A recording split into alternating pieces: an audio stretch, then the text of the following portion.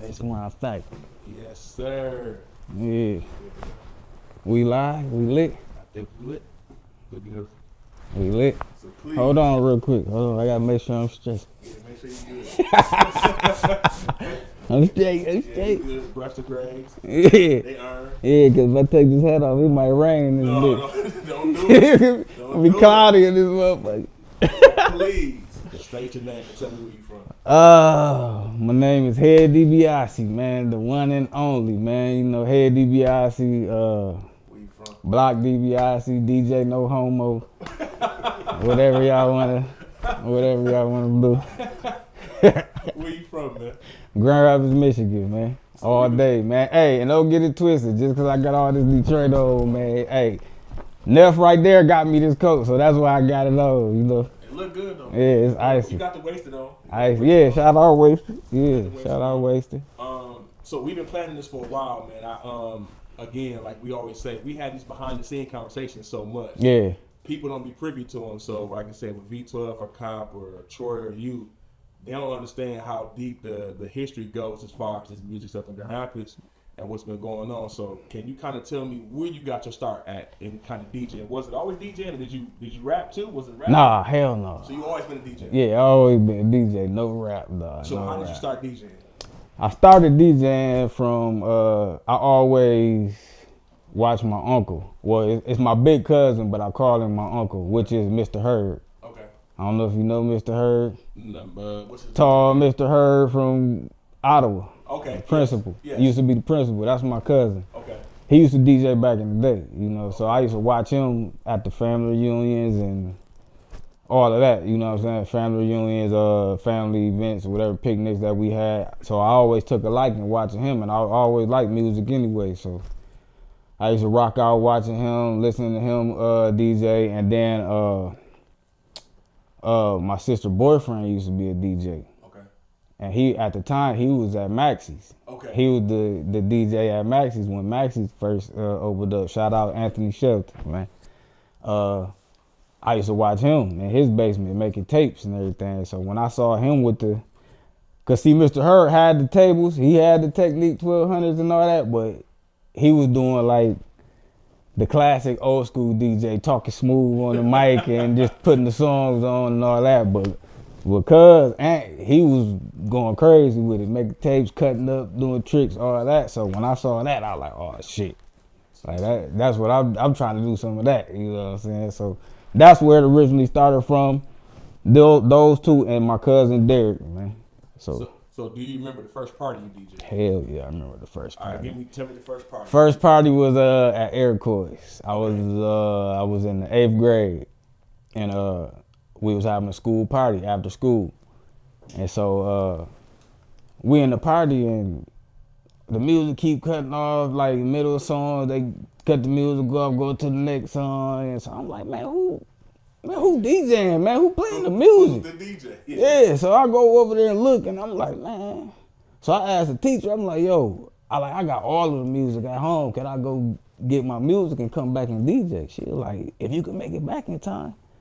So I just took off, ran all the way to the crib, grabbed a backpack full of all my tapes, came back up there, and got the party popping. After I did that, everybody in there was trying to get me to do their parties, their birthday parties and all of that. So that's how I started DJing. 8th grade. That's how I started DJing. Came back, finish the school party, and I've been off and running ever since. You picked up business ever since. Yep, and from that party, I did Miss Carter, Brooke Carter, her birthday party after that. That was the next one I did at Wingate Clubhouse, and that shit was lit. That shit was lit, so did you have turntables and stuff at 8?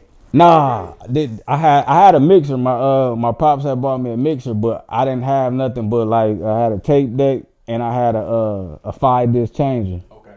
So I was going back and forth between tapes and the 5-disc changer. Wow. And then I had the Walkman joint that I had plugged into another channel too. So I was using tapes. I used the Walkman for my second CD. So when I'm transitioning from this one over here, I got CD or tape over here.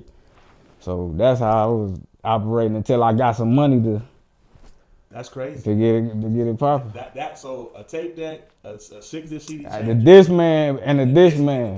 Yeah. with the batteries in it. Yeah. Wow, man. But I had packs of batteries with me though So for when it ran out. Yeah, hell yeah. I always made sure I was when I had my bag with me, I was straight. So then, do you remember when you first bought your turntables? Do you remember where you like to get your turntables? Actually, to get your tables. Actually, I squoze my dad into getting them for me. You know what I'm saying? I told him like, yo, give me these turntables, man. When I make the money back off the parties, I give you your money back. Yeah. At the time, the tables I got, they was probably about $600 a piece, about $650 a piece. And this was probably back in, when did I get them tables, man? I had to be in 9th grade. Yeah. 9th, 10th grade, so something like that. So your pops put you in the game. He put me in the game, but you put yourself in the game. Yeah, he put me in the game. You know, I thank you for that. You know what I'm saying? For fronting me that. You know what I'm saying? I ain't never given the money back, but you know what I'm saying? Like, hey, good looking. You know what I'm saying? And I'm pretty sure he didn't think he was gonna give the money back anyway. Shit. Oh, hey, shit. He, to this day, he still be on, man. Let me give my $1,200. Man, nah, bro. It's over. It's over. As long as I owe you, it'll never be broke. You know what I'm saying? I took care of you. Your family, kids, man. So it's a good investment in the family. Exactly. That's an amazing story, man. Just the fact that you went home, that's like the start of some legendary stuff. I don't think kids today have that type of resolve to just say, okay, I want to DJ the party. Most people would just say, it's not going good, and we'll talk about it. And it wasn't even just about DJing the party, man. I just genuinely like to see people enjoying themselves and having fun. You know what I'm saying? Because like if I go to a party, I'm not out there dancing and none of that shit. I just sit back and just be people watching. I just like to genuinely see people enjoying themselves and having fun. I'm cool with that. Because if I go out, I don't even feel comfortable out in the crowd because I'm so used to being behind the scenes or doing the party or stuff like that. So like I feel so out of place. Yeah. But I still know everybody in the room. But I still just be feeling crazy. Yeah, you feel like you have you almost feel like you have I don't want to say a duty, but like you have a calling, and so like DJing. Right. Because I remember you vividly from the basketball games. Like you were like the first. You were probably the first DJ I've witnessed at the basketball games. Like you DJing the games early on, bro. Like you, were you doing that while you were in high school as well, DJing the games? And I never wait a minute. That you went in high school when I was in school? Yeah, so I did a couple. Yeah, I did a couple games because like around the time when we won that championship, '97. Yeah. During that season, I was doing a few home games here and there. Mr. Bailey was here like, hey, Mr. McDonald, man, we trying to hype him up for the game. You think you can bring your equipment out tonight? We'll give you a couple dollars. Yeah, hell yeah. Yeah. Let's rock out. You know what I'm saying? Rest in peace, Mr. Bailey. That was my guy, man. Yeah, that's my wife's godfather too. So all right. Word. So you transitioned from like doing the games. What was your first club gig in high school? Because when you were young, I'm assuming you going Maxie's. 14 years old. 14 years old. So you was a part of the scene. Dog, I did Maxie's, dog, like, yeah, freshman year. My freshman year, I was in Maxie's at 14 DJing. Because at first, when I went in Maxie's, like, I knew Coosy, shout out to Coosy and my homeboy Sean. Sean used to work at New Yorker. Yeah. Dark skin, curly, yeah. He the one. He the one who got me in there. Shout out to Sean. He got me in Max's. He introduced me to Coosy, and that's when Coosy was down there, Lacey and Bob and all of them, and Fred, all of them. You know what I'm saying? So once I got down there, they took a liking to me. You know what I'm saying? They started seeing, you know what I'm saying, what I was doing. Like they wouldn't let me get a night at first. What they would do was when the club got out at like 2. And they locked everything up, they would still have people in there. And so they would let me DJ that to see how the response was going to be from the people that they still had in there at the hours. Like, we had been there till like 5, 6, 7 in the morning. And these are school days for you sometimes? I would go straight to school from Maxie sometimes. Dog, go straight to, if I leave Maxie, this daylight. Birds chirping. And you going to school. And I'm going straight to school from there. So you kind of was, I don't want to say forced to grow up early, but you kind of became a man at a young age. Early, dog, because all through high school, from the ninth to senior year, me and my bro had the crib. Yeah. We was there by ourselves all through high school. So you had to kind of conduct this. To think about that, you're DJing in the club and you living by yourself. Right. Not unsupervised because your mom and people were around. In and out, and out, because they were staying out of town. Yeah. But we were there during the week, just me and him, every day. And so y'all had to take care of yourself. Yeah, like my mom would come through during the week because she was working second shift, and then she'd go to where my dad was, you know, and she would go grocery shopping every now and then. But we still had to pay portions. Like, we ain't had to pay the full rent, but we had to come up with something if we were gonna stay there. We were gonna be at the house. So like the money I was making off of that, I was gonna put up towards rent or bills or whatever, and then I was working too. You know, I was at Myers doing bagging and shit. Bagging, you know what I'm saying? DJing and going to school. Yeah. And still graduated on And still time. graduate everything. Yeah. And that's, again, that needs to be commended, bro, because I think that's a feat that most adults couldn't juggle that. Paying bills, you in the club, Dog. You resist the temptation, you going to school, Paying bills early. So then you, from high school, you transitioned into what? Because I know you were doing tapes around town. You had your house is kind of like the first, well, not one of the first, but not the first, but one of the first spots where people was coming to the dog. They thought it was a trap spot. The crib, crib got raided and everything, dog. Man, hell yeah. Crib got raided. At what age? How old were you? This was like 03. So you probably young 20s. 03, 04. So I was like 22, 23. And they raided the house. It was like, when was this? Like March 03, March 04. So they thought it was a trap house because you got so much traffic, but it's all music. Yep. So were y'all recording? What were y'all doing? Oh, I just know a lot of people. You know how that shit go, man. Everybody know me. I'm on the street. Everybody know. People just pulling up. I was doing music, and when they raided the crib, I had some smoke at the time. You know what I'm saying? Because at the time it wasn't legal. Yeah. They came in there, and that was tore that shit up. Wow, man. And I was in there when they came in there. So was it just you? Nah, me and my guy P Murph, man. Shout out P Murph. That shit was crazy, dog. And they came in. They did me dirty too. And they thought you maintained. Dog, they go in the bathroom talking about, hey guys, come in the bathroom, man. This guy's the kingpin. Come look, he got a jacuzzi in here and da da da da. Shower in the corner and they yelling this shit out. Come, he's a kingpin. Come in here. Wow. They got me on the ground, gun to the back of my head, AR-15, back of my head, dog. And they talking about some stand up, cause I was in the living room when they kicked the door in. Yeah. I was in there mixing. I was playing music. Kicked the door in. I dove. As soon as they came in, I dove on the floor. Yeah. Spread out like this. I got Mobb Deep on the shit. Mobb Deep and something else. They picked me up talking about some, hey, let's put on this Mobb Deep so we can hear something about killing niggas and fucking bitches. The police said that to me. Wait a second. Bruh. Wait. On God. So they kicked the door in. Kicked the door in. Mixing music. I'm mixing music. You playing Mobb Deep. I'm playing Mobb Deep. I got this was Quiet Storm first drop. I had the album, the single. Okay. And I had two of them. I'm going just juggling, you know what I'm saying, fucking around, practicing and shit. They kicked the door in, boom. They come running in. Had it been 15, damn near 20 of them just come running in the crib. And they put the gun. I'm on the ground like this, and then they put me in the zip tie joints. Yeah. And they had me on the ground for a minute. My phone ringing, they answer my phone, talking shit, all this, hanging up on my girl. And then they picked me up by my loops on my pants.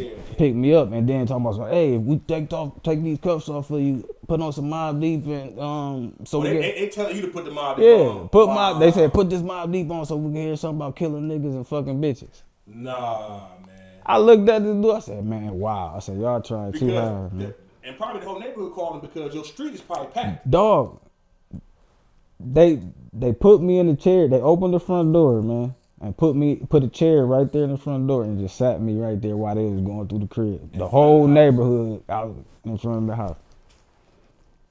Wow, man, that's mind blowing. Bro. And it's more to it than that. I just ain't gonna get into detail, but like, dog, they would poke holes in the ceiling, dog, with the guns and everything, dog. Like all my CD, when I got out of jail, I got back home, I came in my studio that I had in the crib. All the CDs that I had was on the floor broke.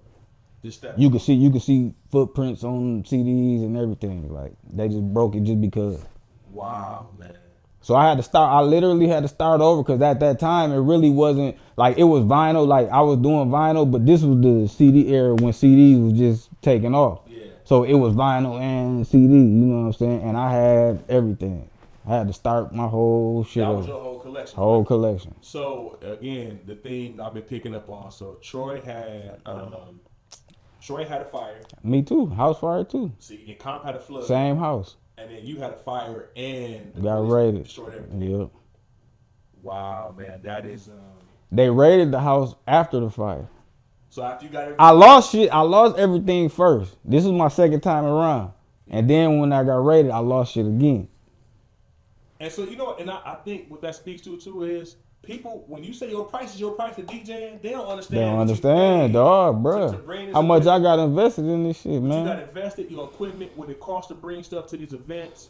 That's crazy, man. My mind's kind of blown, man. I think we'll talk about. Man, bro, I done been through some shit, man. Yeah, no, and we. But that raid is wild. Yeah. That raid is wild. So because you popping in shit at this time, you everywhere. Yeah, I'm everywhere. You parties, it's traffic, people pulling up. Are you on mixtape? So your first mixtape you ever did with somebody?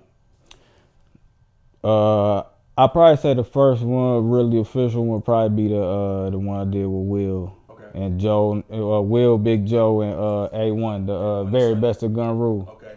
Cause Sonny just got locked up at that time, but you know what I'm saying, we kind of missed him.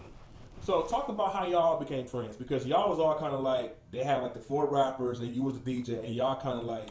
I was already DJing in school and everything, you know what I'm saying. A1 came along, he went to EK. I forgot how he got introduced to me, but we ended up clicking up and he introduced me to Sonny and Big Joe and everybody. Will was I kind of knew of Will already because Will was working at the pool up at King. And I used to go swimming every day, so I used to see Will all the time. He used to work in the basket shit, giving you baskets. Yeah, giving you the baskets and shit. So he used to just give me my shit. And he always used to be rapping or had music playing and whatnot, but I didn't know that he was rapping, and like he probably didn't know I was DJing and shit at the time or whatever. But time passed, man, and A1 messed around. I didn't know that he knew them like that. And so they was doing their Shogun thing, they rap Shogun thing, and next thing you know, they needed a DJ for their shit. They needed somebody, place they could record and all that. Man, why we don't go? We might as well just go fuck with Head. Yeah. And that's how that shit popped off. Ever since I got introduced to all of them, it was like every weekend we was together every weekend, whether we was recording or not. We'd just be getting the lab and just vibe out, you know what I'm saying, doing shit like that. And then once we start doing that, you know, Will had motion. This was probably like right after we graduated. He took off and went to school in Atlanta, came back. Yo, this is what we need to do. We need to start doing this. Y'all need to do this while I'm down here. Yeah. Like Joe and A1, I ain't gonna say they didn't take it serious, but they didn't take it serious as I did, because by that time I had took a trip down there one time, and then I saw what shit was, and I'm like, we got to bring this back up here, so when they come, like when him and La come up here, it's like they never left from down there. It's a smooth transition. Yeah, so we could bubble. If Drown them come up here, Cannon them come up here, it's like they at the crib. So before we get to the Philly connection, let's talk about your name first. So you've always been DJ Head. Yeah. Everybody knows DJ Head. Yeah. And then you had to go to Head Debiase or Block. Shout out to Block ENT. Yeah. He was one of the first guys I knew who had his own like entertainment record label company. So Block ENT. Blockhead. Blockhead Entertainment. Yeah. So let's talk about Blockhead. I'm sorry, not Blockhead, but let's talk about the name. So why did you have to change your name? I didn't have to change my name. I changed it because I was downtown at a concert at the Van Andel, and Eminem was there. I'm sitting in the front row. Everybody standing up, they cheering, going crazy, and I'm just sitting down in front row, my feet on the gate. Yeah. And Eminem rapping whoop-de-whoop, and he was like, "Hey, give it up for my DJ Head." And I was like, "What the fuck?" And everybody stopped and looked. The people around me like, "Nuh-uh, DJ Head right here." Start pointing at me while I'm sitting down, so I'm kind of on the spot. I'm like, "Oh shit." Yeah. You know what I'm saying? And I saw him look, and he kept rocking and shit. And so after that, I was like, man, I can't be Head when it's another Head in Detroit. That ain't nothing but a couple hours away. So I gotta figure something out. I gotta, you know what I'm saying? So I just threw the Debiase on there because I used to watch wrestling with my cousins all the time. Yeah. And Ted DiBiase, you know what I'm saying, $1 Million Man. So I just Ted Head, fuck it, flip it. Yeah. You know what I'm saying? So what is DJ Head in Detroit still? Is he still? Yeah, there? he was just here. The night of the Hip Hop Awards. Okay. He was here. So y'all done had conversations. Like I didn't talk to him. I know who he is and shit. Yeah, like we didn't met. Yeah, I didn't know at that time until that day, that moment. I was like, oh shit, like what the fuck? I was like, nah, hell no. I gotta tell you, but everybody been calling me Head since I was a short. You know what I'm saying? Yeah. So I was like, man, I gotta keep that somehow, man. Like I gotta figure out how to do it. You know what I'm saying? And I just like, fuck it. I'm gonna just take the DJ off and do Head DiBiase. Shout out to Don Cannon, cause Cannon will like just brand your name. He like, that's why I don't got DJ in front of my shit, Don Cannon, cause when they hear Don Cannon, they just gonna know that's a DJ, that's a producer, that's a, you know what I'm saying? So I like, you know what? I'm gonna just do my name. I'm gonna make it like a first and last name and just do it like that. Yeah, and they picked up quick because people call you DiBiase, they call you all types Block of DiBiase, Head DiBiase, Block, it's all type of shit. The no homo, that shit came from my OGs. They called me no homo because they didn't want to call me Head. And you know, at the time, that was the thing. No homo came before pause. You know what I'm saying? Well, here it did, but pause always been in New York. You know what I'm saying? So that's where no homo came from. They used to call me that shit all the time, man. DJ no homo, what up, no homo? Shout out to my OGs, man. OZ and Boke dude, man. And little dude. That's where that shit came from, man. Wow, man, that's hilarious, man. You know, those types of stories people need to hear, man. You know, make some more. Yeah, that's where that shit came from, though, man. Wow, that's what we could laugh on the thing. All right, so you started going down to Atlanta. With Will kind of peeping out what's going on. I started down there about 98. Okay, you started going before y'all got to high school, really. I first went down there to go fuck with Shorty Ty. Okay. When he was putting his album together, he wanted me to come down there and help him with his album and shit. So I fuck around and went down there and got to Leia, Atlanta. This is before I even went with Will and them for the first time. Yeah. So I went out there, checked that shit out. Like, it's all right down here, you know what I'm saying? Like, the music scene was popping, you know what I'm saying? Like, I was running into people early then. Like, this was in 98. I was down there fucking with Drew Hill then. Okay. Nokio and all of them back then. And shit, that's when Ty did his first song with Rick Ross. Okay. He did a song with Ross like before Ross was Ross. Okay. This was, dog, didn't nobody even know who Ross was. Ty had a song with Ross years ago. This was probably around that time. Okay. If not, it might have been 98, 99, 2000, something like that. But it was in that time span. Wow. So you down there with Shorty Ty, you kind of just running into people, just meet people organically? Yep, just running. Because we were just out and about. We were going to every club. We were just doing everything.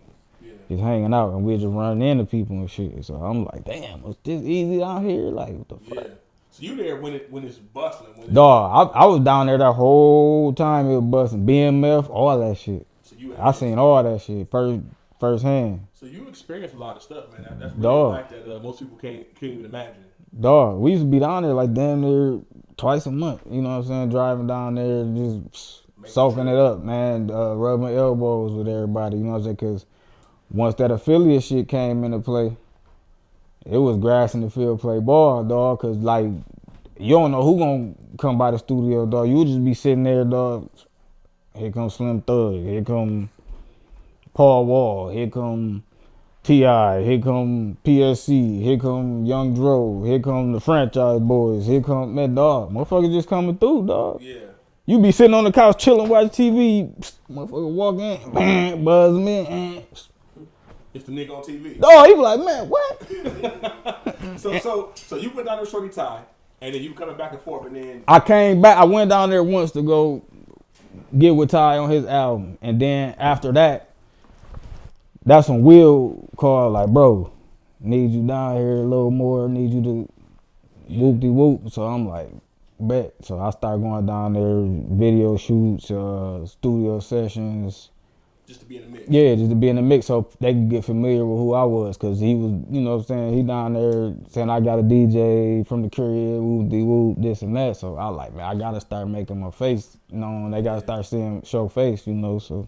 Did you ever think about moving down there at one point? Hell yeah. I was trying to, man. I was trying, man, but. What stopped you? What you think stopped you? When wifey got pregnant. We got your child. Yeah. Again, so another common theme, man. On his podcast, he talked about Yeah. the ability he could have. No, yeah, but me, I got it. Like me, I'm family, dog. Like I'll drop anything for my family. Like if I gotta go do a gig, if I'm booked for a gig and I ain't got nobody watch my daughter, I ain't going to the gig. Yeah. I'll call, hey, I need you to fill in for me, bro. Yeah, somebody. Yeah. Dog, I don't play that about my kids. You know what I'm saying? About family. You know what I'm saying? Common thing, man. You, Comp, Troy, everybody just talk about that family being. It means a lot to them, man. So I never knew why you didn't move to the A, but. You think your girl would have moved out there with you, or you think she would? I was trying to at the time. Like at the time, she didn't want to go. Yeah. But I saw it. I know what's about to happen down here. Cause you got the skill set. You just knew I need to get there. I just gotta get there. Yeah. But I ain't just want to desert her and just do it anyway. And then I had the baby, and our relationship jacked up, and now we split apart, and now I'm down here, my son up here. I'm going back and forth. I don't want to do that. That long distance back and forth shit, man. I'm straight. I want to, like Comp was saying, I want to be there to take my baby to school, pick her up, you know what I'm saying, drop them off, all of that. I want to be there for them first games and all of that, man. Like that shit means something to me. It might not mean nothing to a lot of people, but dog, I gotta be there for mine, dog. Cause them memories, dog, they gonna remember that shit, dog. That's amazing, bro. I commend you, bro. It's a common thing, man. You guys are awesome, really good dudes. Cause I done sacrificed a lot, you know what I'm saying. But I don't regret it though, you know what I'm saying. Like I'm cool with that, you know what I'm saying. Cause I'm always, regardless of what's going on, I'm always gonna make a way. I'm always gonna have my hand in something. I'm always gonna be doing something. So I don't be tripping about none of that shit. Man, that's an Cause La get on my ass about all the time. Like, man, bro, you was supposed to be down here, bro, man.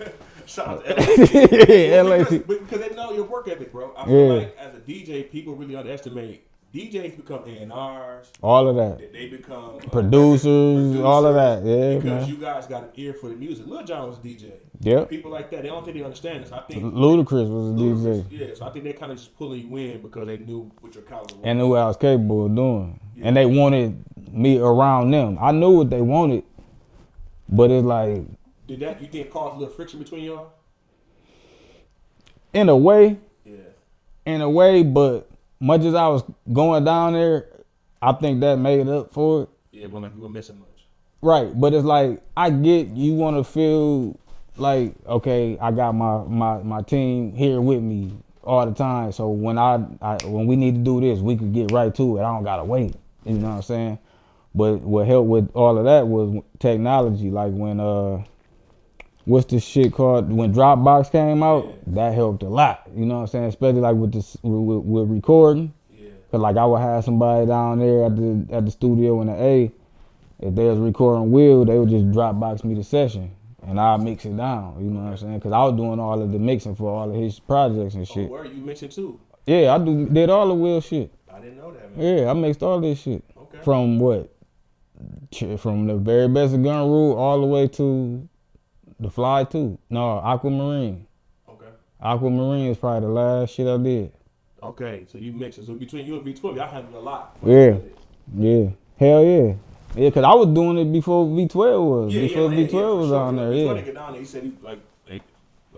Yeah, it was later. Yeah, it was later. It was later when he got down there. Cause I remember I used to get with V12 before he got with them here. I used to be trying to get his beats to put Ty on and shit. Yeah. You know what I'm saying? He said the first time he went down there Yeah. with Ty. So Yeah. he said that he said that too.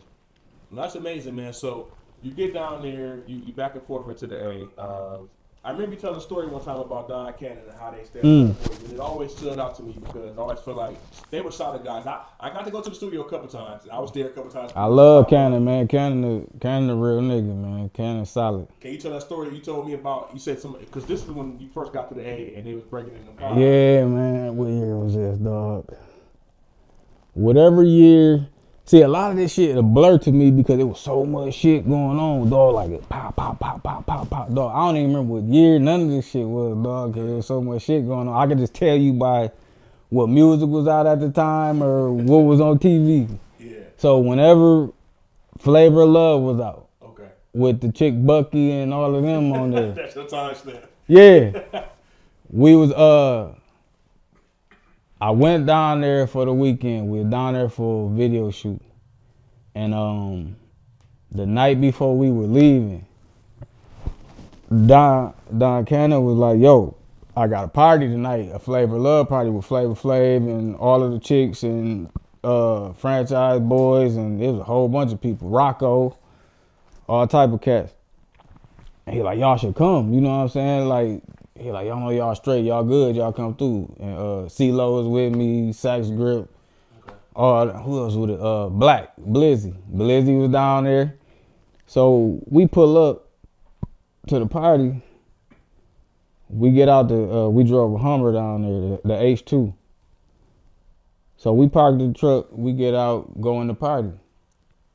Mind you, we leaving in the morning, like 5, 6 in the morning. All our shit in the car. So we park, boom, get out, go in the party. I get to the door, they like, no hoodies. I had on a Babe and Ape hoodie. So they're like, no hoodies. I like, fuck. So I run back to the car, like, man, let me get the keys. I run back to the car. I'm running to the car. Black Blizzy, he walking toward me. He like, bro, you ain't gonna believe this shit, man. Somebody done broken y'all shit, dog. Busted the whole window out the back of the Hummer. I said, man, quit playing, man. He like, man, nigga, I wouldn't play like that, dog. What you mean, dog? He like, I don't play. And he was like, go check that shit out. So he thought we both turned around. He went back with me. We get up there to the car, whole window out, glass everywhere. I'm like, fuck. First thing I thought about was my bag. Got my laptop, house keys, everything in there. Look up in there. My bag gone. They left the camcorder on the fucking seat. And left somebody else's bag in there, but just took mine. Yeah. I'm like, man. So I'm pissed at this point. I'm like, man, fuck this party, man. I ain't going in this damn party. And the whole time I got the GG Boys mixtape on there. Okay. I was doing a mixtape, having things, seeing things. Shout out to the GG Boys. Ahead of their time. Yeah. And I just had finished it. It was done. Yeah. And it was on the computer. My computer in the bag. Then it stole the bag. So I'm pissed at this point. So I go back to the party. I'm sitting in the party, mad as hell. And Don up there DJing. So I'm sitting at the table. He come down like, bro, what's up, man? He like, what's up? What's going on? I'm like, man, somebody broke in the whip, stole my laptop, stole my keys, everything. I'm popped. Yeah, man, fuck that shit, bro. Don't worry about it. Come party with us, man. Man, enjoy this shit, man. He like, we'll worry about that shit later. And in my mind, I'm like, man, fuck that. You know what I'm saying? I'm like, no, I'm mad as hell. It was a Mac computer, right? Hell yeah, it was a Mac. I just had got it. And so, matter of fact, A1 was there.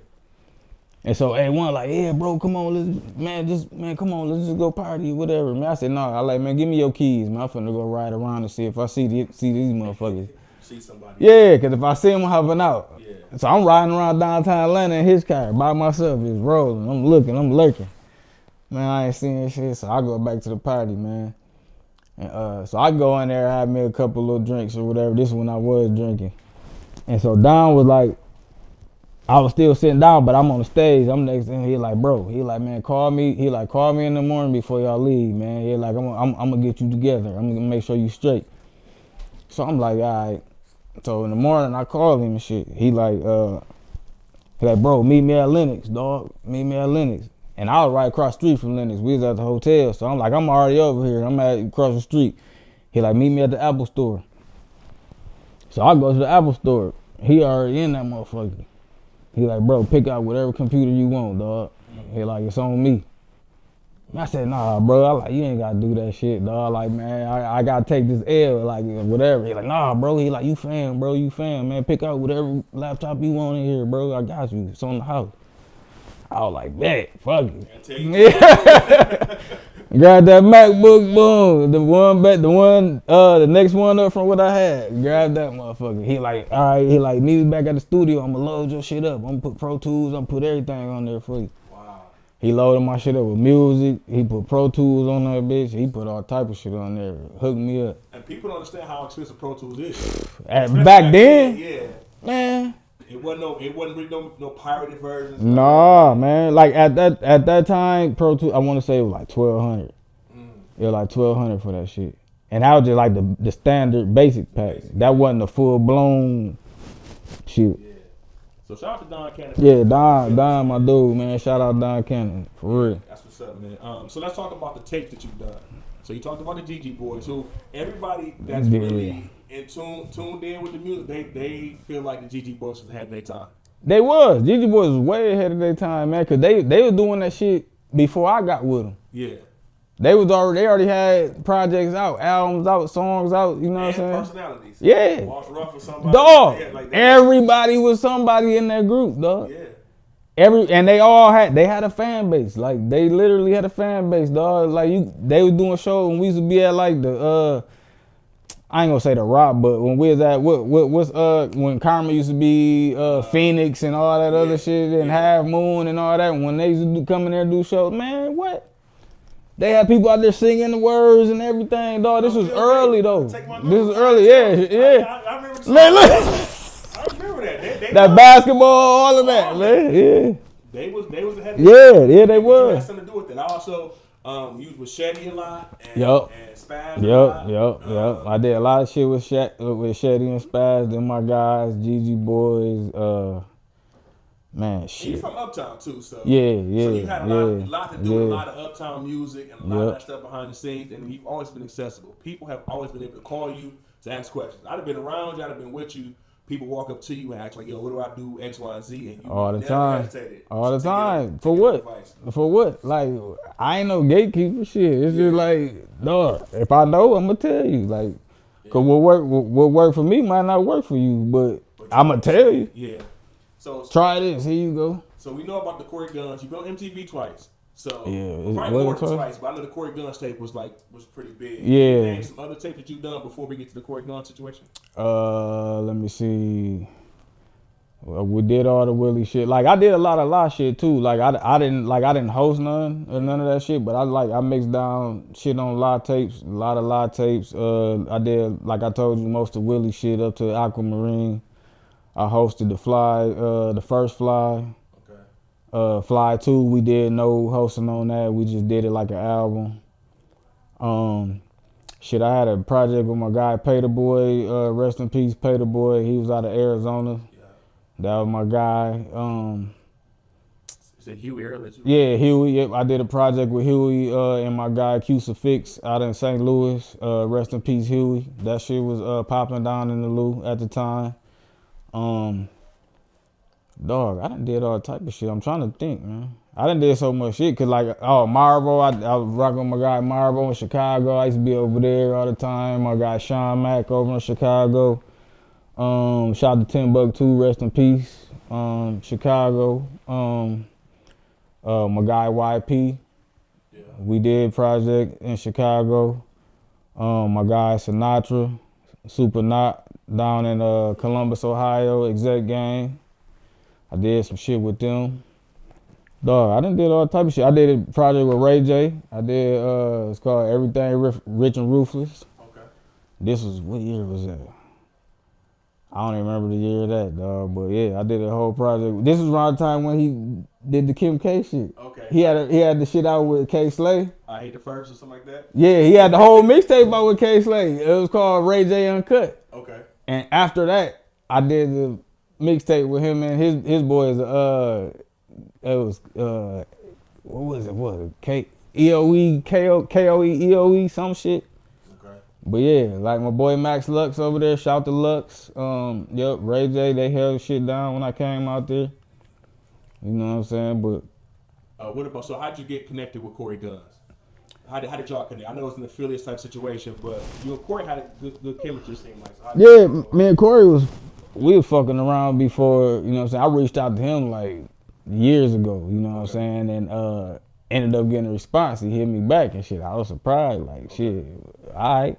So I was reaching out to him, he like, hey, what I gotta do to get a Gangsta Grills, or, you know what I'm saying? I had Drum host. I was like, let me talk to him and see what's up. He like, I've been trying to get with Drum for years, man. We keep missing each other. So I ended up getting with Drum. We talked about it, and he was like, man, just tell him it's whatever. Let's do it. You know what I'm saying? So I was down in Atlanta, and I hit Corey and him like, yo, y'all need to come down here.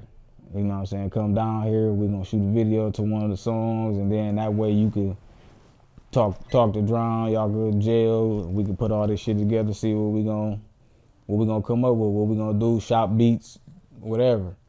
So he came down, him and his cuz, they came down, kicked it with us. We shot a video. Shit, what the fuck is the name of the song? I can't remember the name of the song. You just posted the video. Yeah. I can't remember the song. Yeah, it got Marvo in there, Corey Guns, it got Will in there, a little twist in the video. Low key, people don't even a little twist in the video. I'm sitting there with my arms around him. Little twist, had the hat on with the little. From Young Money. Yeah, okay. Yeah. Okay. But yeah, man, they came down and we just got busy. Then Mano showed up.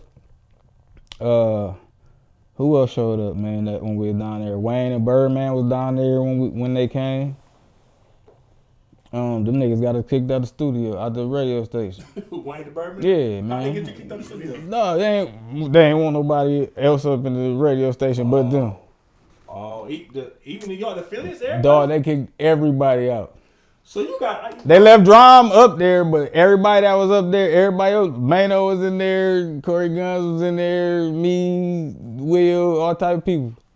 Y'all gotta go. They cleared the whole shit out. Wow, man. So you probably got some stories, and I think we'll probably, when we get done with it, she gonna make you know anything about it. No, I got Cat Williams stories. I got, man. Let's talk about some. I got Jay Mills stories. I got Currency stories. I got I got I ain't gonna give you all the Cat Williams. I'll give you some of it. We at the studio. Cat Williams come in the he come walk in the studio. He got 2 chicks on leashes, like dog leashes. I bullshit you not. They got on bikinis with the little fishnet stockings and everything. He had a big, thick ass binder, which was probably like some movie scripts or something. He walked in the door. He looked around the room.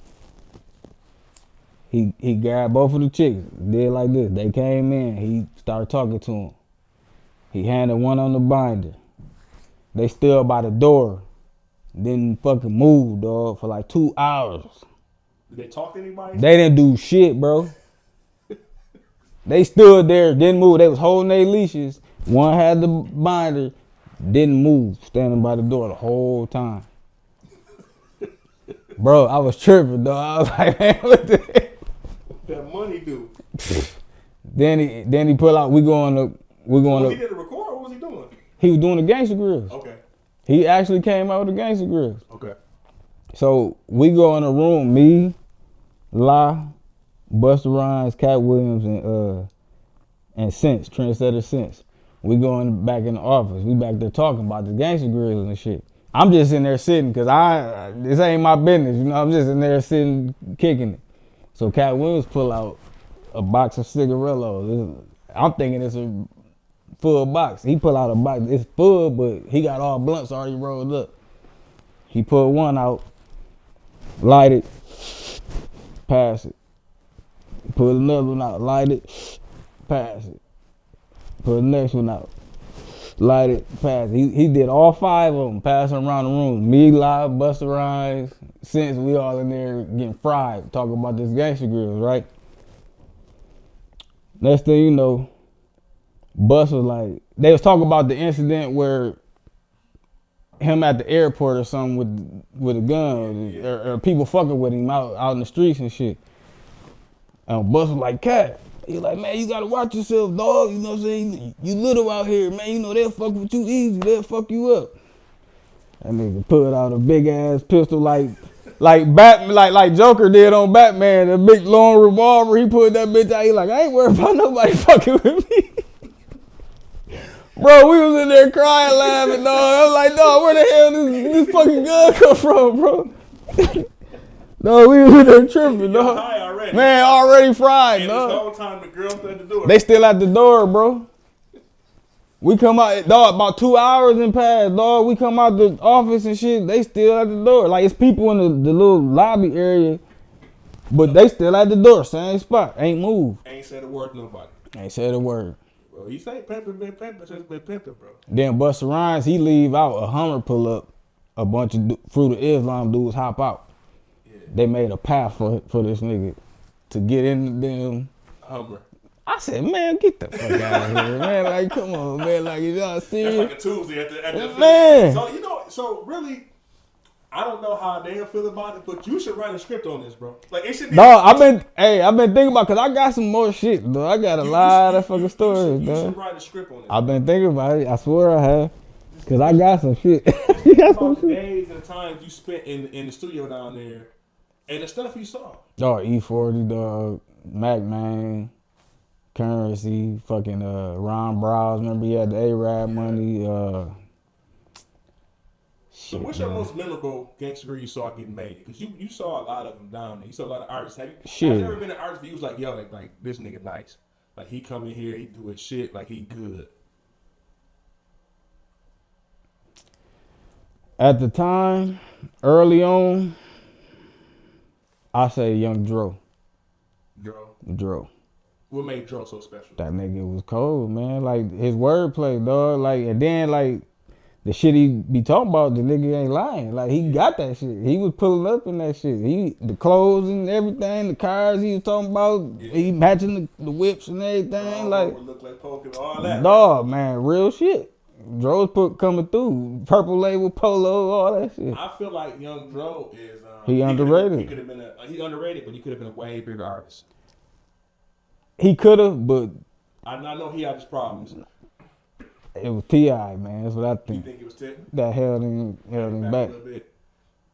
I think he maybe pacified and gave him enough. And he kept him happy. Yep. But I feel like also that is when you the home team. I feel like if he was from somewhere else and he moved to Atlanta, it wouldn't have been so comfortable.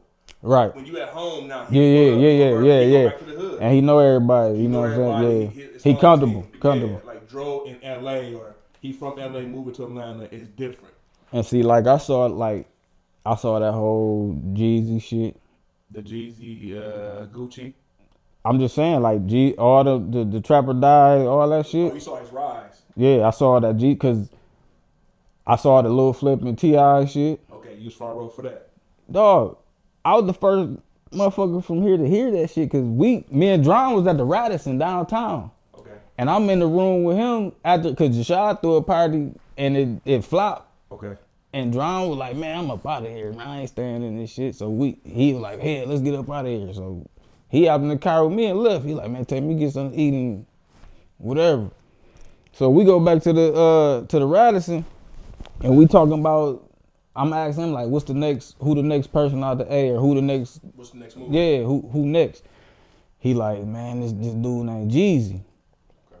And so I'm like, let me hear something, you know what I'm saying? And he played me a couple joints. It was the joint with Bun B. We getting money over here. Yeah. It was that, and then it was that Peace Up, A-Town Down. Yeah. It was that and a couple other joints he was playing. And I'm like, okay, this shit different, you know what I'm saying? This shit alright. And then he put on the Down with the King, the whole T.I. shit when he was going that flip. Yeah. Man, I'm listening to that shit, dog. I'm like, yeah, this shit crazy. So how would you rate the Aphilliates, because I attest your movement to theirs too as well. I consider you to be an affiliate DJ as well. I know you from a home team, and I know you came in a different way with them as far as you and Willie being tight. How do you attest their influence on music and they love it? Dog, the run was impeccable, dog. Cause like I don't see no other DJ group trumping that, dog. Yeah. Cause like, dog, that shit was. Is it the greatest group of DJs ever? That shit was a wave. Like I can't say that because like. I mean, as a group, because you got Cannon, who's a good producer. But I'm saying, it could have been cats before us that was groups of DJs that we just didn't, you know what I'm saying, we didn't hear about because of social media and all that type of shit though. So I can't really say that, but that I've seen, you could say that because they done put on so many people, man. Yeah. Like half the industry is because of them. Yeah. Because of what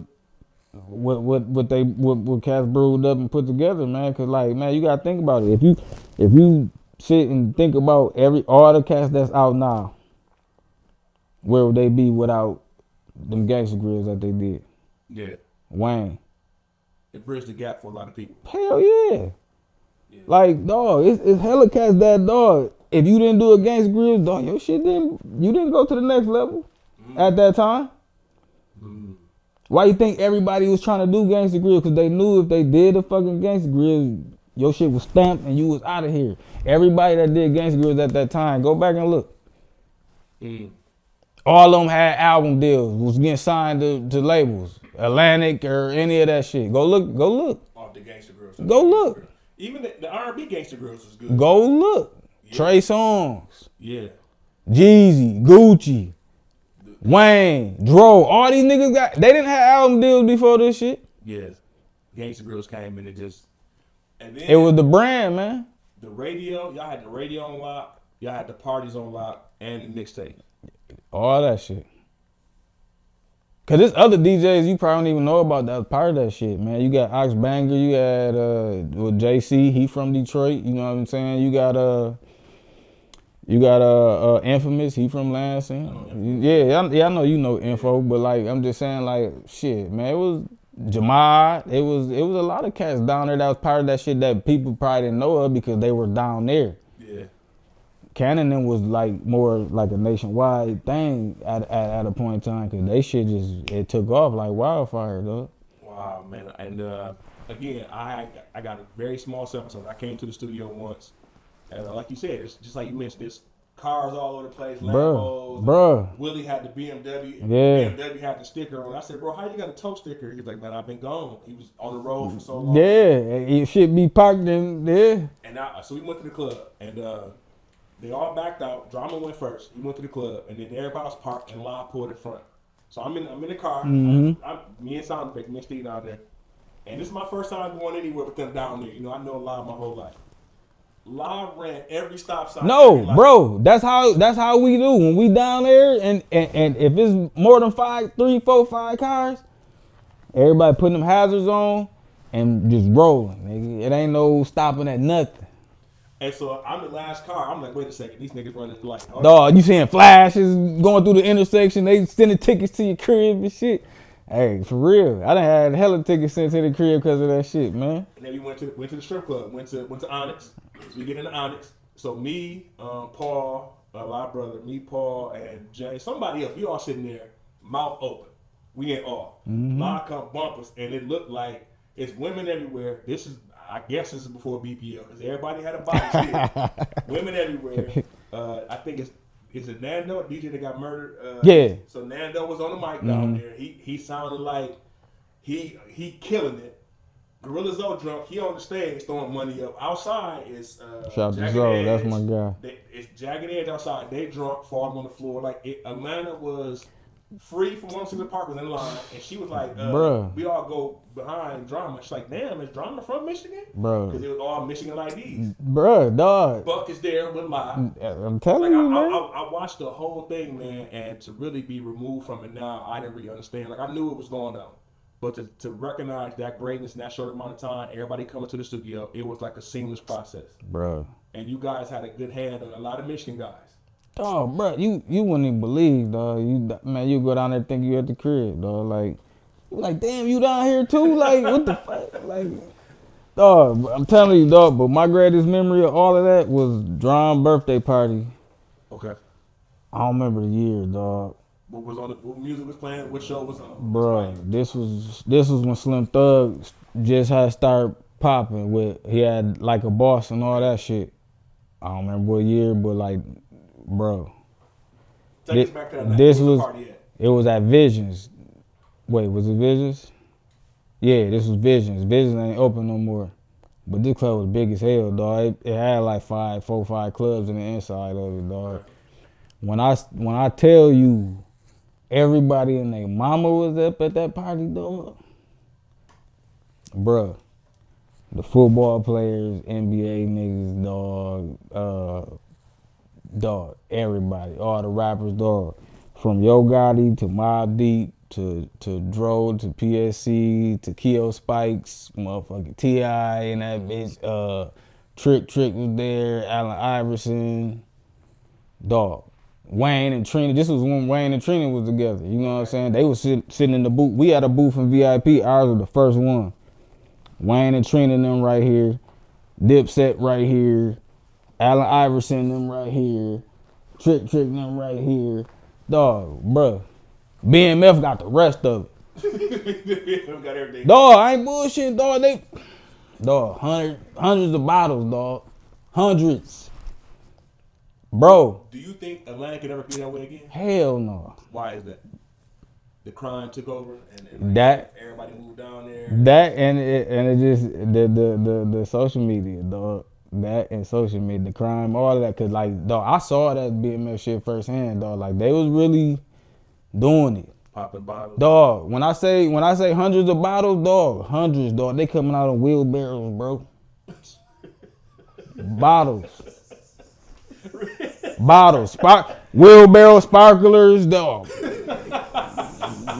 Dog, ain't nobody paying for nothing. Meats passing everything out. That's all that's going on. Dog, I'm like, hell no. I'm young as hell seeing this shit. You know what I'm saying? So I'm tripping. Then I'm looking up Trina right next to me. Her and Wayne standing in the chairs. They in there. I never knew Wayne and Trina was together. Bro. Man, what? Man, what? Dog, I smoked blunts with Allen Iverson, bro. Can you say that? No, nobody can, bro. No, Me and my cousin, shout out to my cousin DJ, dog. We sat down there and smoked blunts with Allen Iverson, dog, in the club that night. Just think about the life that you lived, bro. Like, just think about everything you've done. Trick saw my Michigan tattoo, dog, and started tripping when he seen it. He like, little bro, you from Michigan? I'm like, hell yeah. He like, oh, hell yeah. He like, yeah, this is my nigga right here. I didn't even know this nigga. I didn't even know who he was at the time. Yeah, I didn't know who he was at the time. He like, hey, this is my nigga right here, man. What you drinking, bro? Man, off of the tattoo. You from Michigan, bro? Yep. Wow. Bro. That shit tripped me out, dog. And was Drama DJing that night? Or? Yep. Drum and Sense. All of them. Drum, Sense, and Cannon. Because at this time, when I was smoking with Iverson, Cannon and Drum, Paul Wall, and Sense, and Slim Thug, and who else was in the damn booth? Gotti. They was all in the booth. Nigga, dance floor flooded. But then they had another club like over in the corner. It was like a blue room, dog. You go over there, they was playing like R&B shit. It looked like you was in the ice room. The whole room just looked like ice. Wow. They had like the little smoke, dry ice going over the floor and shit. It was blue, crystals hanging from the ceiling, all type of shit. It was crazy. Going to another club on this side, it was just all like neo soul, Badu type shit, and Bahamadia, all that type of shit in there. But man, wow, man, I can only imagine some of the stuff that you can't say on camera. Dog, hey man, it's all type of shit, man. Yeah, that you witnessed. Dog, we used to have a bar down there, but like most of the time, I was trying to learn shit. Yeah, I was trying to make sure these niggas recognize who I was. Like, y'all know, hey, I'm an asset. I ain't no liability. I'm putting in work. I'm doing shit. Yeah. You know what I'm saying? I don't care about the party shit. Like, yeah, if we gotta go do a party, yeah. But like, I'm trying to learn this business. I'm trying to learn this industry shit. I'm trying to learn what I need to do to up my shit. Yeah. How old was you at that time? Man, what this was, this started when I was probably about 18. Cause like I said, started DJing when I was about 14, middle school, 13, 14. So by the time I got down there, 98, 99. And then just probably about with all that. I was over 21 by then. I was between 21, 25. Yeah, but like 04, 05, yeah. That's like the prime time with everything down there. Bruh, that shit was so crazy, so wicked, man. Like, but it was fun. It's a different fun now. It ain't the same. You don't get that same feeling. Yeah. Like if I went down there now and got in the mix, and it's not the same. And I feel like people just hear those rumors, they try to force that type of fun. Then the type of night. Yeah, you can't plan that type of fun, man. Invite all the people to come out, and then all the celebrities. They just show up, man. Yeah. If they fucking with you, they just show up, man. So you were around also too for like the Gucci Jeezy beef. I seen all that, dog. Bruh.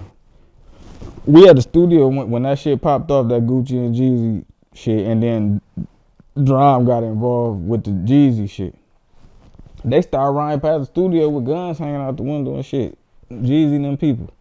Right around the corner from, they used to be chilling at this pizza spot called The Slice. Right around the corner from our studio and shit. Yeah, I've been to Slice.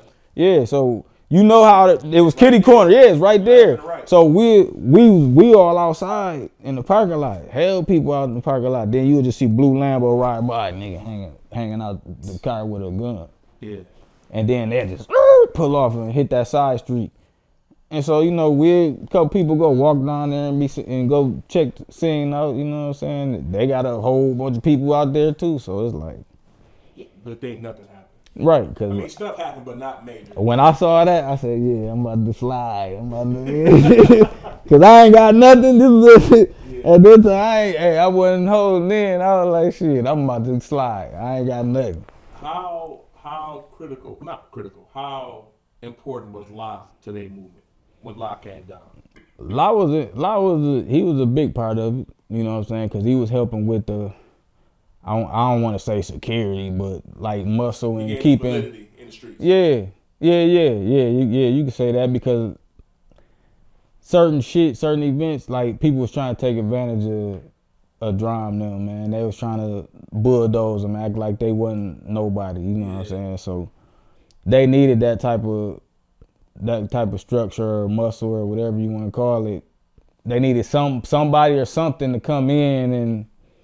Hey, we ain't doing that over here, man. You know, but they need that Brooklyn in there. They need that Brooklyn. That Austin, New York. You know what I'm saying? Buck they need the uptown. Buck ain't going for it. No, Buck wasn't going for it. I walked in the club with them when that's my nigga. Buck, shout out Buck. But I've known La my whole life, and we walking in the club. Yeah, that's bro right there, man. Shout out La. Yeah, shout out LAD, man. Always got me at parties. He never, when you go down there, if you know La. Man, La funny as hell, man. La funny, but La gonna make sure. No, he gonna make sure you straight. Yeah, he gonna make sure you straight. But him and Buck, they walking in the club. La got the bread. Had Buck the buck. Yeah. It was comfortable everywhere. Yeah. And so they needed that, bro, because like you said, they was, they started getting so big that people started trying to take advantage of them, try to take money from them, all that type of shit. They draws. They bring people to the club. So I can get over on them. I can come up in life. Yep. It was a lot of that going on. So it was like, nah, that got stopped, dog. We got to keep that money in-house. Yeah. Were you around for the raid? Nah, I wasn't there at the time, but I saw everything. Like, I was down there right after. I'm glad I wasn't there. Because it was kind of, you flashbacks to your raid. Probably. Man, dog. Like, I saw the car get towed off and all that, man. You know what I'm saying? Like, it was after, dog. Like, I was scared for niggas after that because they froze accounts, everything. Like, they went, dog. They had to start from over. Yeah. They had the free Cannon shirts, free Drum shirts. You know what I'm saying? Like, they was in there for the little, couple of days or whatever. But like you said, more importantly, that money. Yeah. Got froze and then. Cause they came in there, dog, like, took all of the CDs and was just trashing them shit, dog. Cause warehouse status, they were just gangster grills everywhere. Gangsta Grill boxes, boxes of 200 CDs, just every fucking where. So it was like we weren't selling the fucking CDs, dog. We was using them like flyers. We'll go out and just pass the shit out. Yeah. If we going to a party or a club, when the club let out, we got the whole box 200. Niggas walking around just passing out the Gangsta Grills here. Yeah. We don't want no money. Take this shit. Yeah.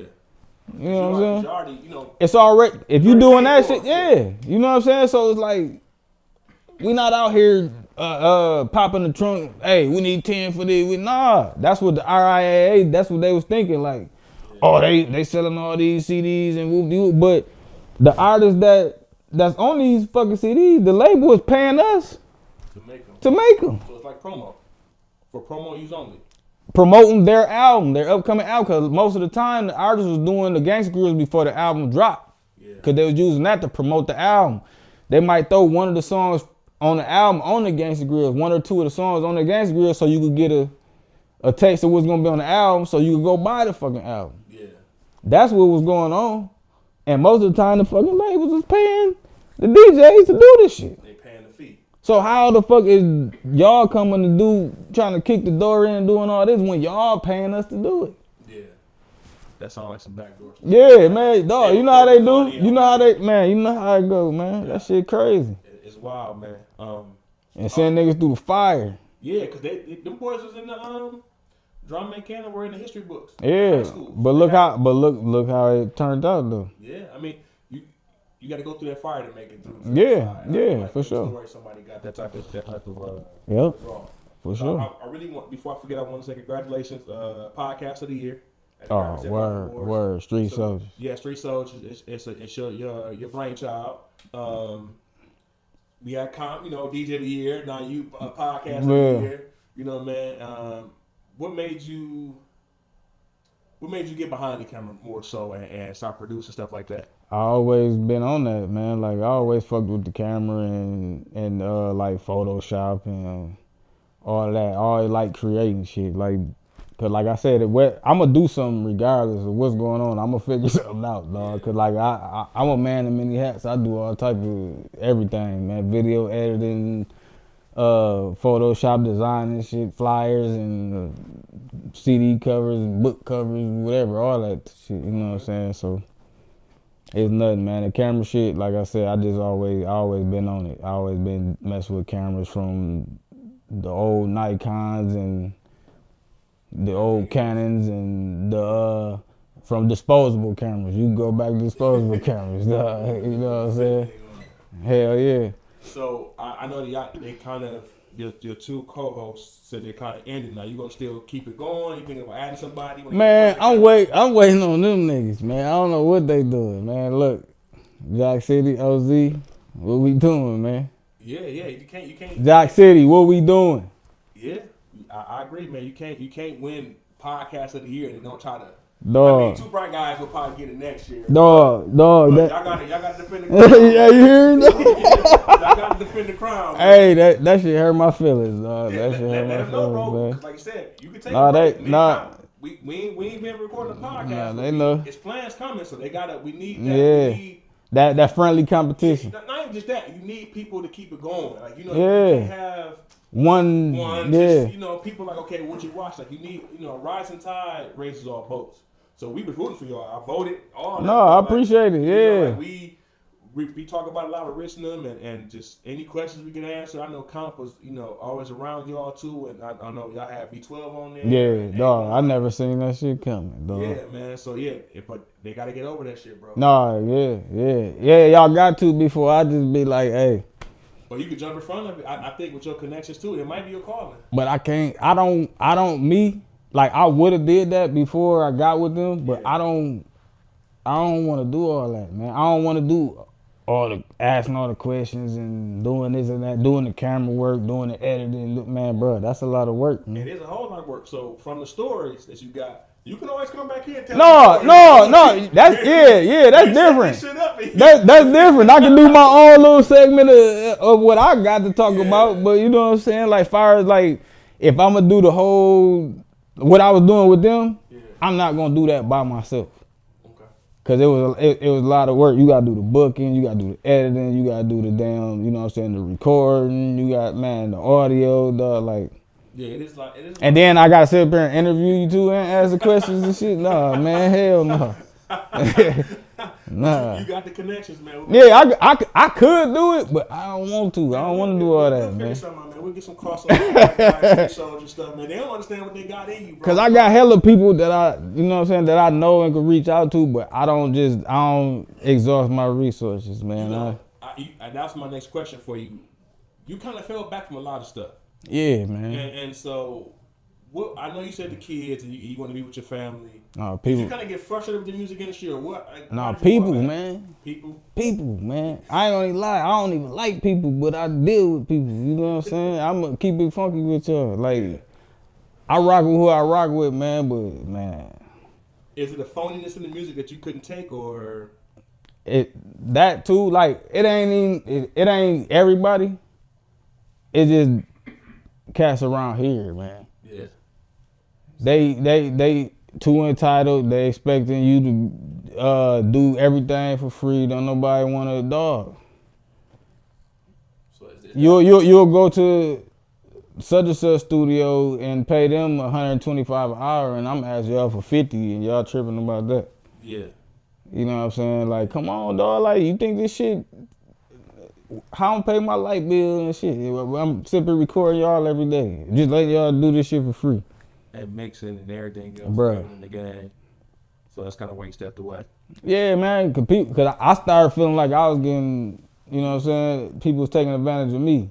Yeah. I always felt used because people I was dealing with, it just like, damn, I always felt like I was underappreciated. Like, people not acknowledging what the fuck I'm doing and just taking my kindness for weakness. So I was like, all right, you know what? I'm gonna just fall back and work on me. That's the best way I can describe that. So you always DJing. Are you going to get back into music more, or like mixing and maybe producing? It depends. Development and stuff. Or? It depends if the right person come around. You know what I'm saying? If I came across the right person right now who was nice and understood the business and actually gonna listen, let's rock out. Cause I could get somebody to the next level, but it's just about, is you gonna listen? Do you think that artist is an artist? It's a couple possibles. It's a couple possibles, but everybody too cocky, man. Everybody think they made it already. You can't tell motherfucking shit, man. Yeah. That social media, they think they don't need a DJ now. You know what I'm saying? That social media, they think they don't need no A&R now. That social media, you don't need a manager now.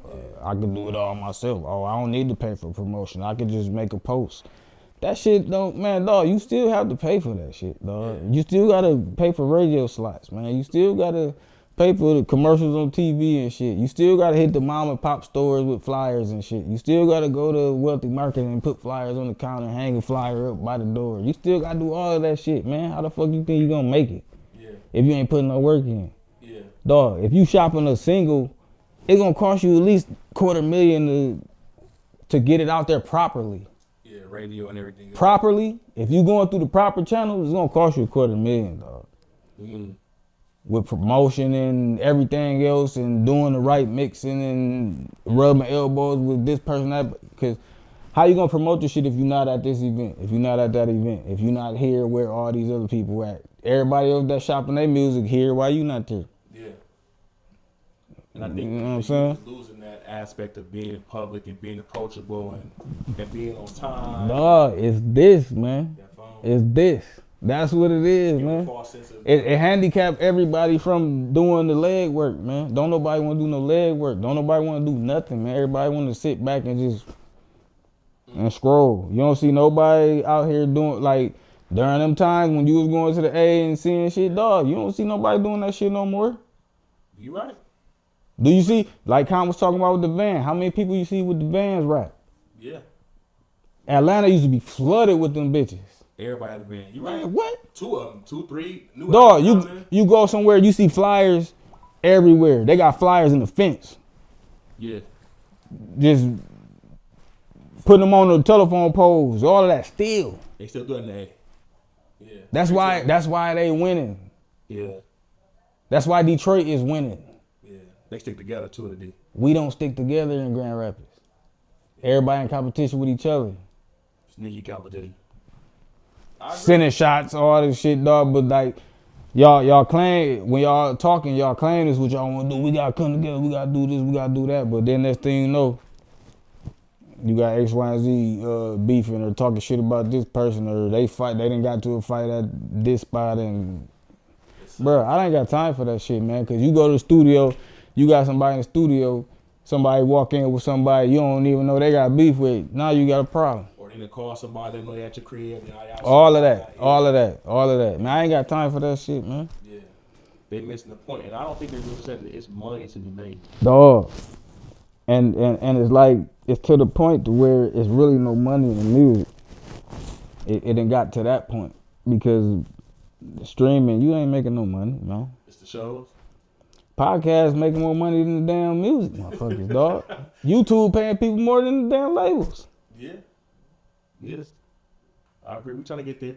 So it's like, if you want to just sit on your ass and not do shit, yeah, come out with an album and get on YouTube. That's all you can do, and work both of them. Yep. Because to get to that upper echelon of that, certain singles still pop, but you got to be rare. That's what I'm saying, man. And you got to already have a following and all of that, man. Like, it's not a walk in the park. It ain't no cakewalk, dog. Like, this shit take time, man. Like, DMX was doing shit for 20 years before he got on. Yeah, people understand that. That's what I'm saying, like, dog. Law was telling a story about Neil doing, he was in Vegas, opened up in Vegas. He said Neil's doing a whole bunch of shows in Vegas and helped and like open up for acts before he even got even. Yeah.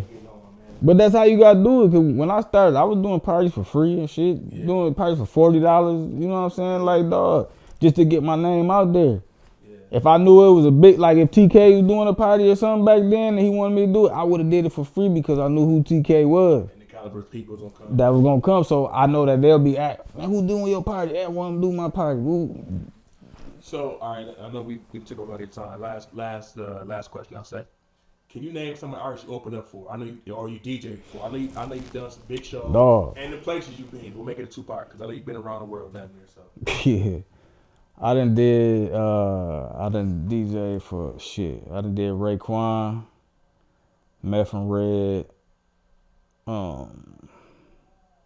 Snoop, 50. Dog, what?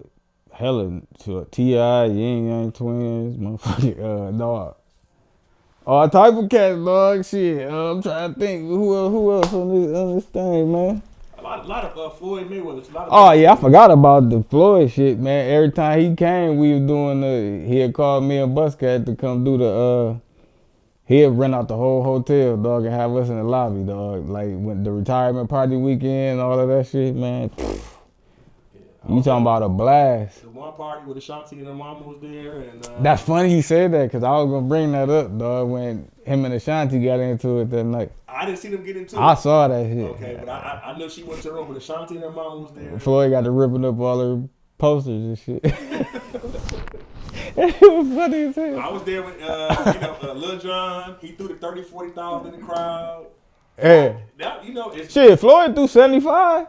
That night at the intersection. I thought it was 30. He threw 75. 75K, dog. Damn. 75K. I'm behind the DJ thing. I'm like, dog. Like, I want to come running from behind there, dog. Like, shit. I know you paying me already, but I'm on something. I could at least get about 10 of that. I can get 10. Yeah. I can get 10 easy. Shit. Man, that shit was just... I'm like, yo, hold on, man. I'm behind there, DJ. I'm like, yo, I'm tempted to run over there. I'm like, if I run and try to grab this money, he gonna kick my ass up out of here. But that, you know what though? That's probably one of the nights, like you said about Drama's birthday party, because everybody was here for that.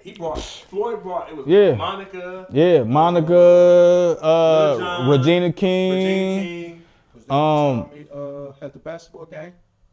Yep. No, that was the second time.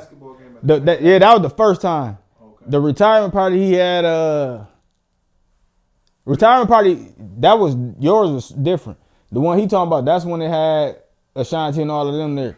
I was at that. So he Had Chili and he had Regina King. He had Gabrielle Union. Yep, Gabrielle Union. Had R.I.P. the Paperboy. Poster Boy. Poster Boy. He had Because Poster Boy sat right next to me. They gave me. He had the nigga who sing Jay Holiday. He was there. Trey Songz was there. Ray J was there. Kiss was, I know. Yep, Kiss was there. Yep, they was there. Yep. And he kicked what's the name of him out. He sent them home. Raz B. Oh, B2K. Yeah. What room this nigga in? Dog. He went right into the room, dog. Hey, pack your shit. Alright, we was rolling, dog. I was like, oh, man, send him to the crib, dog. All of them were just him and his brother. It was only him and his brother there. Marcus Houston and No, it was Raz B and his brother. Okay. His older brother. Sent the niggas home. Sent him to the crib. Damn, man. So the one I was at, Monica, Ashanti. Monica was at the same shit. It might be the same weekend. It is. Yep. Because Ashanti mom was there. Yep. And Lil Jon. But in the basketball one I went to, he was at Crash. That was a different one. Yeah. But that's when you had Gabrielle Union there. She was at the other one, the same one. Yeah. Yeah. People understand Floyd is. Cause she grew up in Ben Harbor. Yeah, I know she grew up. She real close, right? Yeah. Yeah. Floyd done. Oh, he done it, man. Like, come on. He brought Lloyd Banks, all them, man, everybody. That's when 50 came and everything. Yeah. At the Van Andel. Just that Saturday, they had the game, then they had the movie, the bowling and shit. He showed the movie and all that. Yeah. Yeah, no, Floyd done it, man. No, shout out to Floyd. That's my guy. He always show love. Yeah, he always show love. Always show love to you. Before we go, man, any shout outs? Anybody you want to thank? You want to bring up? You want to get the Aphilliates back together? You doing a man, yeah, right, dog. It's over for that. Reunion tour, bro. Yeah, right. Man, I don't know what's going on, man. Shout out to my city, man. Shout out to y'all. I appreciate y'all for having me, dog. And shit, that's it, dog. You definitely a legend, bro. You know, I appreciate it. I don't, and no, I don't feel famous. Yeah, I don't feel famous. Yeah, no, I want you to know that we really appreciate you, bro. You've done some amazing things in the city. You brought a lot of people here. You represented us around the world and in a light that most people couldn't even begin to shine anywhere else. So without Ed Debiase, DJ Head, the original DJ Head, Grabbers would not be in the position they're now, man. So thank you. We appreciate it. Man, I appreciate that. And I want to say rest in peace to my guy, man, Young Hash, dog. He passed away, dog. Wow. He passed away, about a month ago. Okay, R.I.P. And his sleep. That was my guy, dog. Militia, you know what I'm saying? New York, the Bronx. Yes. Yeah. All that. All right, man. Thanks. Appreciate it. Yes, sir. Cool.